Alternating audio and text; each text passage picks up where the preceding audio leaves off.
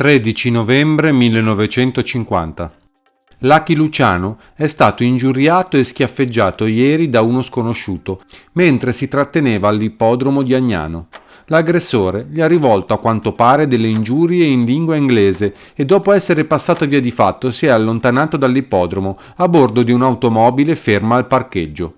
Lucky Luciano ha dichiarato che l'aggressore gli è assolutamente sconosciuto e che non sa spiegarsi il perché del gesto compiuto contro di lui.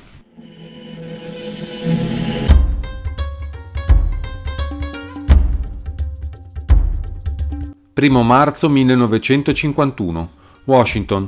La commissione senatoriale che sta conducendo un'inchiesta sull'attività criminali negli Stati Uniti ha descritto oggi la figura di Lucky Luciano come quello dello zar di un vasto governo della malavita. Questo governo segreto, dice un rapporto della Commissione per la lotta contro il delitto, potrebbe diventare facilmente la base di un movimento sovversivo capace di mettere in agitazione il paese. Luciano, come è noto, si trova ora in Italia dove si sistemò dopo esservi stato deportato da New York quando fu scarcerato. Egli, dice il rapporto, ha appianato le divergenze che dividevano due organizzazioni criminali d'America, le ha messe d'accordo e ora gli Stati Uniti sono minacciati dai criminali, i quali sono organizzati estremamente bene e sono finanziati principalmente coi proventi di bische clandestine. La Commissione ritiene, secondo una valutazione prudente, che nelle bische clandestine americane il movimento annuale di denaro ascenda a 20 miliardi di dollari, pari a circa 14.000 miliardi di lire. Di tale somma, milioni e milioni di dollari vengono spesi dai criminali per assicurarsi la protezione delle autorità. La Commissione, che ha tratto il suo rapporto da milioni di pagine di verbali, redatti interrogando circa 500 testimoni, giunge a questa conclusione. Negli Stati Uniti esiste un secondo governo, il governo della malavita. Non esistono dubbi sul fatto che negli Stati Uniti vi siano almeno due grandi organizzazioni criminali. Una svolge le sue attività lungo l'asse Miami, Chicago, dove opera la vecchia organizzazione di Al Capone, ora capeggiata da Tony Accardo, dai fratelli Fischetti e da Jake Guzik. Poi c'è un'altra organizzazione operante sull'asse New York-Miami, capeggiata da Frank Costello e da Joe Adonis. Adonis è un famoso organizzatore di bische con un quartier generale nella zona di New York. Costello viene definito un eminente leader della malavita nella zona di New York City. Le due bande hanno diramazioni in molti centri della Confederazione. Esse vanno d'accordo ed è evidente che fra i loro membri esiste l'intesa di evitare reciproche interferenze. A questo punto il rapporto dice testualmente: se si può dire che esiste una mente direttiva, la quale siede da arbitro in qualsiasi eventuale disputa fra le due organizzazioni, tale mente si chiama Charles Luciano. Per quanto Luciano si trova in Italia, la Commissione sostiene che egli mantiene legami con entrambi i gruppi attraverso i suoi ex affiliati nell'attività di contrabbando. 3 marzo 1951. Stasera, col rapido proveniente da Milano è giunto a Roma Lucky Luciano. Il vagone nel quale egli viaggiava è stato attentamente vigilato dalla polizia e dai carabinieri per evitare che il Luciano scendesse a Roma. 9 giugno 51. Il cittadino italiano Salvatore Lucania, noto come Lucky Luciano, è stato denunciato alla Commissione per le infrazioni valutarie per un traffico di $50.000, pari a circa 35 milioni di lire. La pena pecuniaria che può essergli inflitta può arrivare fino a 200 milioni di lire.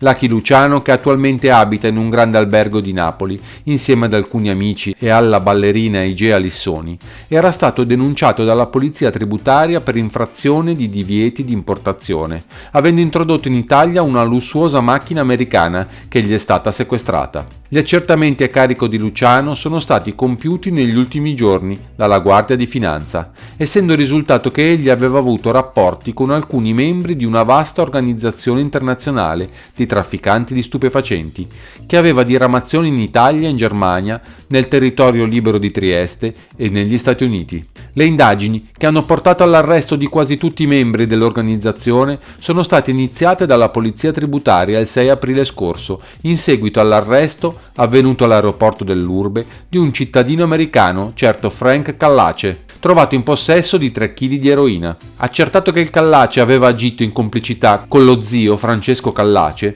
di 51 anni abitante a Palermo, la polizia tributaria, in collaborazione con l'Interpol e la squadra mobile di Roma, procedeva all'arresto di quest'ultimo. Il complesso delle indagini condotte a Como, Milano, Varese, Lecco, Genova, Napoli, Palermo stabilì che l'eroina era stata venduta a Francesco Callace dal quarantenne Giuseppe Pici, residente a Milano, che negli ultimi tempi il Callace aveva curato l'acquisto per la spedizione all'estero di 17 kg di eroina, del valore sulla piazza di Milano di oltre 40 milioni di lire. Il Pici, appreso dell'arresto del Callace, si dava alla latitanza. Dal canto suo, Lucky Luciano, interrogato sulla sua provata amicizia col Pici, ha affermato di non averlo più visto negli ultimi 2 anni. Non esistendo prove giuridiche sul rapporto tra il Pici e il Luciano, quest'ultimo, che ha dichiarato di vivere in Italia con i dollari che gli vengono inviati, non ha potuto precisare a che titolo, da alcuni amici americani, è stato denunciato, come si è detto, solo per infrazione valutaria e violazione alle norme sui divieti di importazione. Washington, 27 giugno. Charles Siracusa, agente dell'Ufficio Federale Investigativo FBI, ha dichiarato oggi alla Commissione Senatoriale Antidelitto che egli ritiene Lucky Luciano il capo di un'organizzazione che contrabbanda eroina dall'Italia agli Stati Uniti. L'agente Siracusa, che ha lavorato in Italia nei mesi di aprile e di maggio per raccogliere elementi su tale contrabbando, ha letto una dichiarazione giurata che la polizia italiana avrebbe ottenuto da Luciano. In essa, Luciano ammette di aver ricevuto da amici americani migliaia di dollari dal giorno in cui fu espulso dagli Stati Uniti e rinviato in Italia. A un senatore, il quale gli chiedeva se riteneva che Luciano sia implicato nel contrabbando di eroina verso gli Stati Uniti, l'agente ha risposto: sì, io ho molti elementi per ritenere che egli diriga le attività della vasta organizzazione cui fa capo la distribuzione di narcotici. Siracusa ha poi detto risultargli che Luciano è il capo del traffico di stupefacenti in Italia e negli Stati Uniti e che egli dispone di un gruppo di uomini armati che assicurano l'applicazione dei suoi ordini. I profitti di tale traffico, ha aggiunto l'agente federale, vengono consegnati a Luciano tramite messaggeri internazionali. Siracusa ha detto inoltre che l'agente di Luciano per i narcotici è Joe Pici, rinviato dalle autorità americane in Italia in seguito a una condanna per tratta delle bianche. Ha aggiunto di aver ragione di ritenere che Pici sia entrato negli Stati Uniti molti anni fa, con un preziosissimo carico di eroina. In collaborazione con la polizia italiana, Siracusa ha detto che identificò i seguenti altri collaboratori di Luciano in Italia: Nicola Gentile, gangster di New York City; Ralph Liguori, rinviato da New York in Italia perché accusato di traffico clandestino di narcotici; Frank Calace, di 28 anni, membro di una famosa gang di New York. La polizia italiana, ha detto ancora a Siracusa, accertò che lo scorso ottobre i gangster che lavorano in Italia si riunirono in un albergo milanese per concertare piani ben congegnati e ben organizzati per il traffico di eroina. I Calace e Pici parteciparono a tali riunioni e fecero molte telefonate ai fornitori di eroina di tutta l'Italia settentrionale. 28 luglio 1951. La sezione italiana dell'Interpol, d'accordo con la polizia tributaria, ha compiuto negli ultimi tempi un'ampia indagine diretta a identificare i membri di una banda di contrabbandieri internazionali di pietre preziose, la cui presenza era stata segnalata in Italia, in particolare a Roma. Ieri il capo dell'Interpol italiana, questore Dosi, ha ricevuto notizie dalla polizia venezuelana dell'avvenuto sequestro di un forte quantitativo di diamanti, brillanti e perle, del peso complessivo di 7,5 kg, a bordo di un aereo civile partito da Roma. Da parte americana si identifica, a quanto è dato sapere, l'organizzatore del clamoroso contrabbando di preziosi in Lucky Luciano. 10 agosto 1951.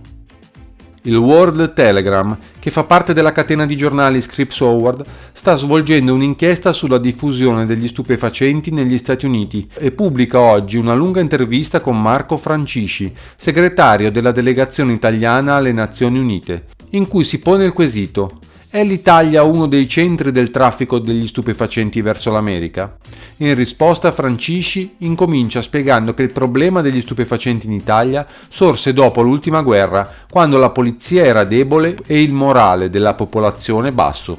Fu appunto in quegli anni che gli Stati Uniti deportarono in Italia 300 gangsters, trafficanti e malfattori, i quali trovarono proprio in Italia una situazione ideale per dedicarsi al traffico illecito degli stupefacenti. Dopo aver dichiarato che le autorità italiane hanno sempre cercato di porre riparo alle conseguenze derivanti da questa situazione, l'intervistato dice di non aver dubbi che Lucky Luciano, dalla sua strategica residenza nell'isola di Capri, diriga il traffico clandestino degli stupefacenti per l'America. Ma cosa possiamo fare? Conclude Francisci. Lo teniamo sotto continua sorveglianza. Luciano è ricco, può corrompere, comprare, viaggiare e non avendo violato nessuna legge italiana non lo possiamo imprigionare. Napoli, 25 agosto. Nei giorni scorsi Lucky Luciano fu avvicinato in piazza Ferrovia da due carabinieri i quali lo invitarono a seguirlo nella caserma di Montoliveto. Qui il Luciano doveva essere posto a confronto con il contrabbandiere Vittorio Nappi in merito a un incidente occorso tra i due all'ippodromo di Agnano, dove sembra che Nappi abbia schiaffeggiato Lucky Luciano. Nel confronto con il Nappi, Lucky Luciano dichiarò di non conoscere affatto il contrabbandiere e di non aver mai avuto affari con lui. Cadono così le voci secondo cui il Luciano avrebbe avuto rapporti con il Nappi e sarebbe una volta venuto a diverbio con il contrabbandiere per la spartizione di alcuni terreni. I carabinieri speravano che quel confronto potesse far luce sul misterioso caso Rago, il sindaco di Battipaglia scomparso circa 7 mesi or sono. Dopo l'indagine Lucky Luciano è stato lasciato libero, mentre il Nappi veniva condotto alle carceri di Poggioreale. 28 settembre 1953. Edoardo De Filippo e Lucky Luciano si sono incontrati in un ristorante di Napoli per stabilire i termini di un accordo circa un film che l'attore e regista napoletano intenderebbe girare al più presto sulla vita dello stesso Luciano. Durante il colloquio Lucky Luciano avrebbe suggerito il soggetto del film, che dovrebbe trattare di un gangster il quale, dopo una vita avventurosa, si redime per amore di una donna. Tale soggetto non avrebbe incontrato il favore di De Filippo, che vorrebbe trattare l'argomento con maggior realismo. La cifra che Luciano ha chiesto per il film è di 100 milioni. De Filippo si è riservato di dare una risposta, dovendo prima sentire la casa produttrice. 29 gennaio 1954. New York. Lucky Luciano è tornato agli onori della cronaca poiché si è aperta una controversia sulla figura politica delle persone che lo visitarono durante la sua detenzione nel carcere di Albany. Come si ricorderà Luciano, fu inviato al penitenziario di Stato nel 1935 per scontare una condanna a 20 anni di carcere per aver esercitato la tratta delle bianche. Il governatore Dewey ne dispose la liberazione nel 1946, decretandone inoltre l'espulsione e il rimpatrio in Italia, affermando che egli aveva appoggiato lo sforzo bellico degli Stati Uniti. Dewey vuole con queste dichiarazioni ribattere alla campagna nuovamente scatenata contro di lui dal Partito Democratico. Infatti i democratici sostengono che i servizi resi da Lucky Luciano alle forze armate americane sarebbero stati immaginari e insinuano che il motivo del baratto sarebbe stato forse l'appoggio che Luciano avrebbe potuto dare alla campagna elettorale dei repubblicani attraverso le ramificazioni delle organizzazioni che si diceva egli dirigesse o influenzasse. Napoli, 30 gennaio 53. Non è facile per un giornalista avvicinare Lucky Luciano. In questi giorni, dopo la presa di posizione della magistratura americana e il clamore della stampa degli Stati Uniti, ha raddoppiato le sue precauzioni, evitando persino di mostrarsi ad Agnano alle corse. Eppure è stato possibile bloccarlo in un ristorante del centro per un'intervista. Lucky Luciano parla sempre a bassa voce, con quel suo accento siculo americano, strascicato ed esitante, ma oggi spesso si accalorava, rivendicando la sua condizione di uomo libero. Mi aspettavo quel che è successo, ha detto. Ogni volta che in America vi sono degli interessi in ballo, fra repubblicani e democratici, è fatale che esca fuori il mio nome. Io sembro una palla da tennis che rimbalza da una parte all'altra per fare il gioco dell'uno o dell'altro. Ma, ha proseguito Lucky Luciano, c'è di più. Tutti sanno che io faccio una vita tranquilla, regolare, ma anche questo fatto di essere il quiet man, l'uomo tranquillo, mi procura dei fastidi. Tutti credono che sotto questa tranquillità si nasconda chissà che cosa, chissà quale tenebrosa attività. Lucky Luciano durante questo sfogo ha perso un poco della sua abituale compostezza. Si china sopra il tavolo, domanda con un tono fra collerico e angosciato: e allora? Cosa devo fare io? Forse sparire per sempre?